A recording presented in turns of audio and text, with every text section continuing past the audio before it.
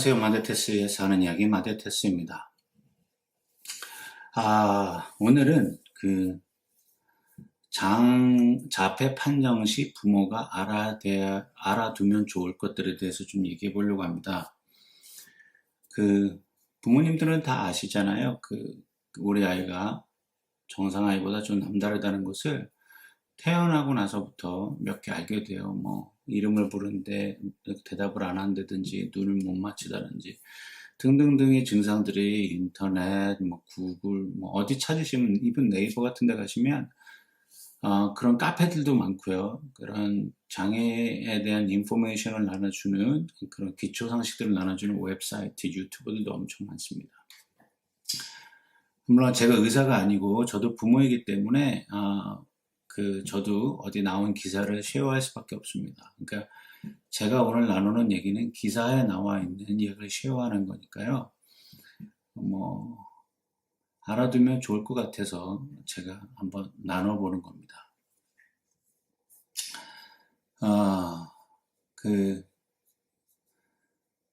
아이가 좀 다르다라고 느꼈을 때 굉장히 좀 조심스럽고 두렵고 무섭기도 하죠. 왜냐하면 생각하고 있었던 행복한 삶이 어쩌면 그렇게 꿈에 그리던 혹시는 환상을 가지고, 아니 환상이라기보다 이렇게 꿈을 꾸었던 라이프가 전혀 다른 방향으로 틀어질 수 있기 때문에 그렇습니다. 그럼에도 불구하고 우리 사랑하는 자녀가 조금 다르다면 진단을 받아야죠. 그래서 빨리 조치를 해서 아이가 좋아질 수 있도록 도와주는 게 부모의 역할이 아닌가 합니다. 사실 오늘 영상은 그렇게 길지 않을 것 같습니다. 오늘 요거는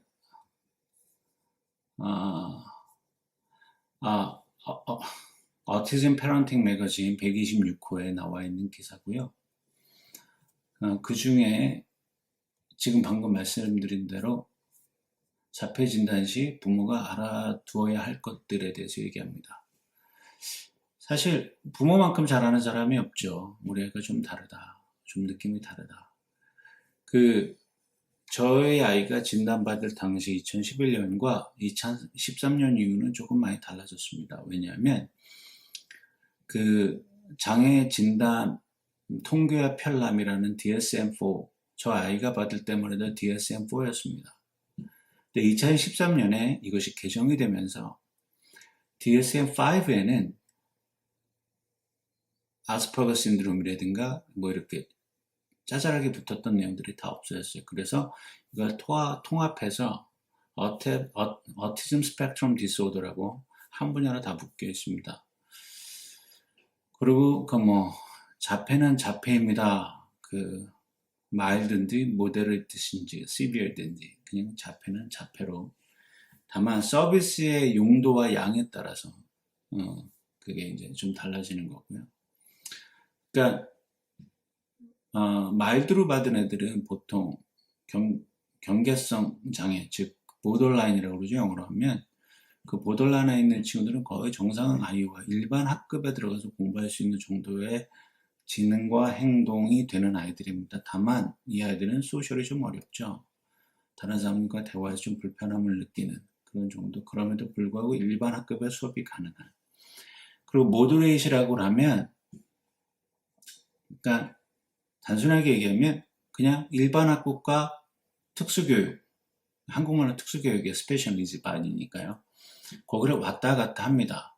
어떤 클래스는 나눠서 일반 학급에 가서 듣고, 어떤 클래스는 또 장애 스페셜 에듀케이션 디파트먼트에 가서 그 클래스에 들어가서 교육을 받습니다. 그리고 그보다 심한 아이들, 저희 아이 같은 경우는 일반 학급 근처는 가지도 못해요. 오늘도 학교 데려다 주고 아침에 등교를 하잖아요. 근데 몇몇 학생들이 이렇게 쳐다보더라고요, 우리 아이를. 우리 아이는 나이는 12살인데 동기들에 비해서 되게 어려 보이고요.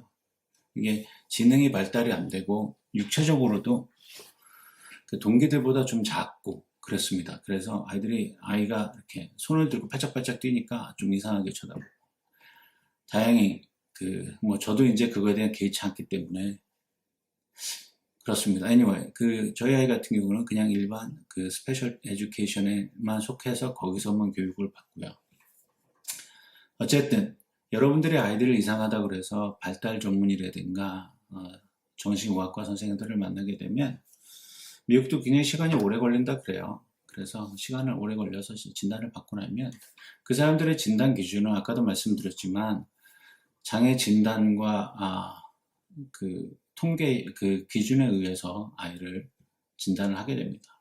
그러면 우리 아이들이 어떤 과정을 통해서 그런 진단을 받게 될까요? 그거에 대해서 좀 얘기하려고 합니다. 일단 저희 아이도 그랬어요. 저희 아이는 워낙 시비어리티가 있어서 저희는 한 20분 봤나요? 의사를? 그랬던 것 같아요. 한 몇 개월 기다려서 의사를 봤는데 저희가 사는 동네에서 제일 유명하다는 그 선생님한테서 받았습니다. 근데 그 이후에 그 선생님 만나려니까 너무 어렵고요. 그 다음에는 이제 치료에 관련된 의사 선생님들을 만나고 있습니다. 처음 진단받을 때 그 선생님한테 가서 아이를 선생님은 내려두라는 곳에 내려놓고 아이가 행동하는 걸 봤습니다. 선생님이 아이에게 물어보고 이것도 해보고 저것도 해보라고 시키는데 저희는 아무것도 못했어요. 한 5번 이름 부르니까 한두 번 쳐다봤던 것 같고요. 그 외에는 뭐 장난감에도 관심도 없었고 그냥 이렇게 그랬던 기억이 있습니다. 너무 오래돼서 자세히 기억이 나진 않는데요.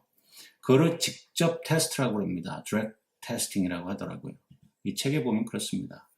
그래서 아이가 그 의사가 오도하고 얘기하는 여러 가지 일들, 작업들, 행동들에 대해서 아이가 완벽하게 해낼 수 있는가? 그렇지 않으면 그것을 관찰하는 것으로 의사가 봅니다. 그리고 아까 말씀 DSM-5의 기준에 의해서 이 아이가 어떤 카테고리에 들어가는가에 따라서 진단 여부를 내리게 되게 돼 있죠. 그리고 어티스틱을 판정하는 기준에는 발달도 있고요. 지적인 능력도 있고요. 그 다음에 랭귀지, 언어에 대한 거, 소셜과 사회적 행동에 대한 기능, 그런 것들을 본다 그래요. 그리고 대체적으로 그 어티즘을 판단하는 데 있어서 이 책에 의하면 소셜 스킬과 커뮤니케이션, 그 다음에 제한된 것과 반복된 행동들에 대한 것을 중점적으로 본다고 되어 있습니다. 사실 자폐의 가장 큰 특징은 마일드든 모더레이시든 시비어리티든지 뭐가 안 되냐면 사회적 소통과 사회적 활동이 안 되는 게 가장 큰 문제죠. 그래서 그것도 에이지에 따라서 어세스하는 게 다르다고 합니다. 그러니까 자퇴를 진단하는 기준이 다르다 그래요. 그리고 거기에 대해서 또 어떻게 하면 들어갈 것인가에 대한 세부로 스케줄이 있고요. 저희는 워낙 시비어했고 심각했기 때문에 한 번의 진단과 그걸로 다 끝났습니다. 그리고 유명하신 분이었기 때문에 2차 소견까지 받을 필요도 없었고요. 그 선생님이 얘기하는 게 맞았고 지금도 우리 아이는 자폐 증세를 가지고 살고 있습니다.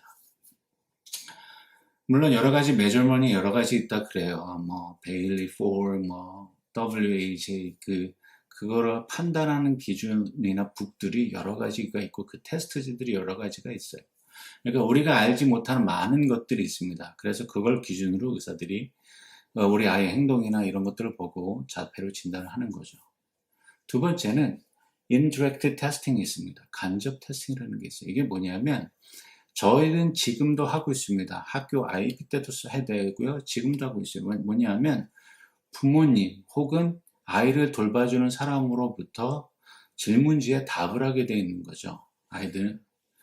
그러니까 그 질문지에 답을 요즘에는 질문지에 답을 할 때 조금 답답함이 좀 듭니다. 왜냐하면 아직까지 넘버를 말을 못하는 아이인데 말에 관한 질문이 꽤 많아요. 이 아이는 이런 걸 하느냐, 이런 건 소통, 그냥 저는 non-available or non-verbal이라는 데다가 계속 마크를 해요. 그러니까 여러분들이 아이의 상태를 보고 이런 걸 보고 이렇다 저렇다라고 생각했던 것들을 집에서 한번 쭉 적어 보신 후에 나중에 아이를 진단받을 때 가져가시면 이 간접 검사에서 질문지를 나눠줄 때 거기다 다 인수를 하시면 됩니다.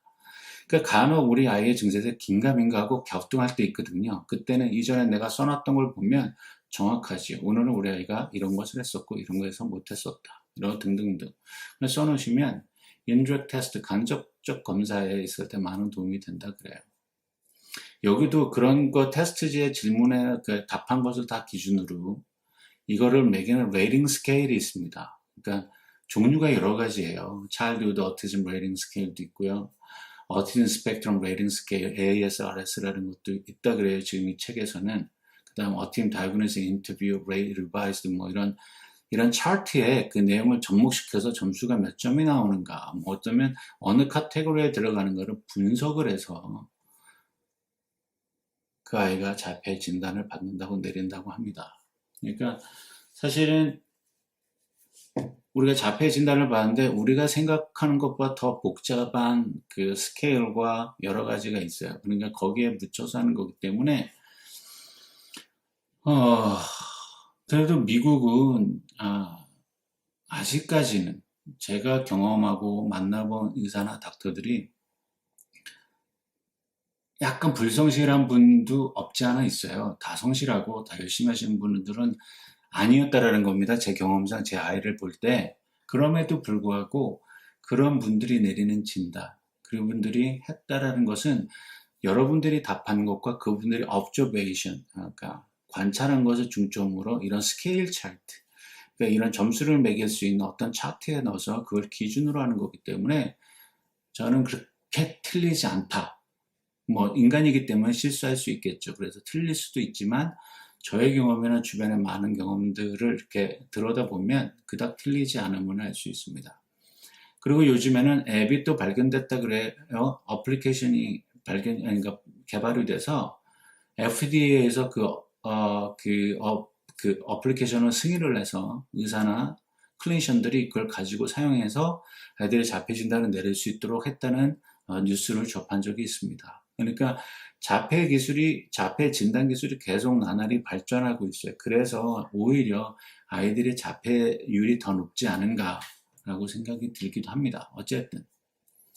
자, 이런 테스팅이 끝나면요. 우리 부모님들은 3살 언더일 경우는 Early Intervention Service에 신청을 하셔서 아이가 빨리 그 치료를 받기 시작을 해야 됩니다.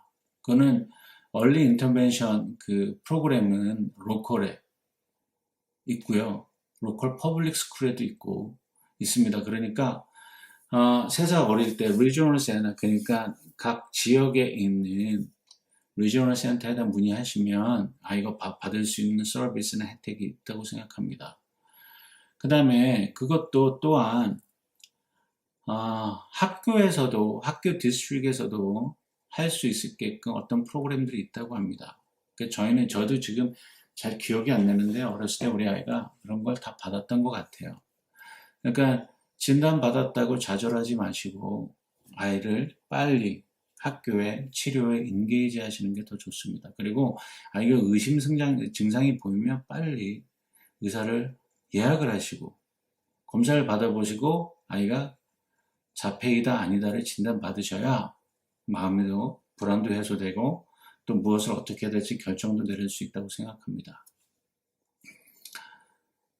그 다음에 혹시 여러분들께서 보험을 갖고 계시다고 하면 보험에 의해서 또 ABA 테라피, 물론 이걸 리저널 센터에서도 제공하는 프로그램이기도 합니다. 여러 가지가 있습니다. occupational therapy, speech therapy, 뭐 여러 가지 등등등이 되게 많고요. 그것을 할 수 있는 전문가들이 우리 아이들을 위해서 어사인드 되기도 하고 또 사람을 보내기 주기도 하고 합니다. 학교 갈 때는 또 리저널 센터, 그 다음에 학교 스쿨 사이콜로지스트, 그 다음에 스페셜 에듀케이션 선생님들 같은 미팅도 할 수 있고요. 또한 여러분들이 ABA 테라피스트나 BCBA를 알고 있거나 아이를 치료하는 방향이기 때문에 그들과 함께 협력하여 우리 아이를 조금이나 호전되고 치료할 수 있는 방법을 인도하는 방법이 있다고 합니다. 그러니까 여러분께서 고민하지 마시고 빨리 진단 받으시면 너무 좋겠다는 생각이 드네요. 오늘은 여러분들이 다 알고 계신 사실이지만 리마인드 시켜드리고 여러분들의 어떤 주머니에 어떤 조금이나 도움이 되자는 이유로 이 영상을 찍었습니다. 오늘도 영상 시청해 주셔서 감사하고요. 다음에 또 뵙겠습니다.